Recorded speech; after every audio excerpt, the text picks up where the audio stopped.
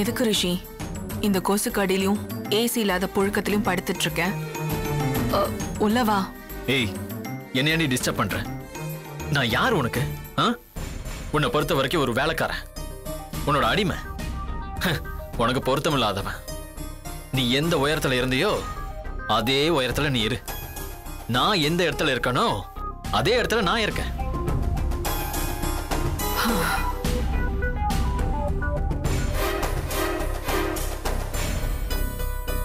இப்பவும் நாம 2 பேரும் ஒரே இடத்துல தானே இருக்கோம். இதுக்கு பின்னாடி ஏதோ ஒரு சதி இருக்கு. ராத்திரியில புருஷ பொண்டாட்டி தனிமையில என்ன நாடகம் ஆட முடியும்? அதையே நீ சதி நினைக்கிற? உன்னை நம்பி ஏமாந்த காயம் இன்னும் ஆறல. அந்த காயத்துக்கு தான் இப்ப நான் மருந்தா இருக்கணும்னு ஆசைப்படுறேன். நீ ஒரு வேலை பண்றியா? நீ என்னை விட்டு விலகி இருந்தாவே அந்த காயம் தன்னால ஆறிடும். எனக்கு ஒரு சந்தேகம் இருக்கு. நான் இவ்ளோ தூரம் இறங்கி வந்தோம், நீ என்ன ஒதுக்க நினைக்கிறேனா? நான் உன்னை விட்டுட்டு போன இடத்துலதான் நீ இருக்கியான்னு எனக்கு சந்தேகமா இருக்கு.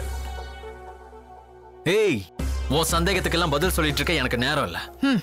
என்கிட்ட பதில் சொல்லலன்னா வேற யார்கிட்ட சொல்லுவேன்? அந்த லக்ஷ்மி கிட்டயா? ஏய், லக்ஷ்மி பத்தி ஒரு வார்த்தை பேசுன அப்படியே அடிச்சு கொன்றுவேன். லக்ஷ்மி ஒண்ணு உன்ன மாதிரி ஒரு ஆணவம் பிடிச்சவங்க எல்லாம் கிடையாது. நீ சொன்னா அது உண்மை ஆயிடுமா என்ன? ஏண்டி, என்ன ஏன் நீ இப்படி டார்ச்சர் பண்ணிக்கிட்டு இருக்க? நான் தான் உன்னை கை விட்டுட்டேன்ல. நீ கை விட்டு என்ன பிரயோஜனம்?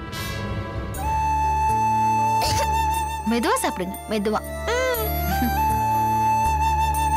நல்லா இருக்கா? பிடிச்சிருக்கா செல்லா? பொறுமையா சாப்பிடு.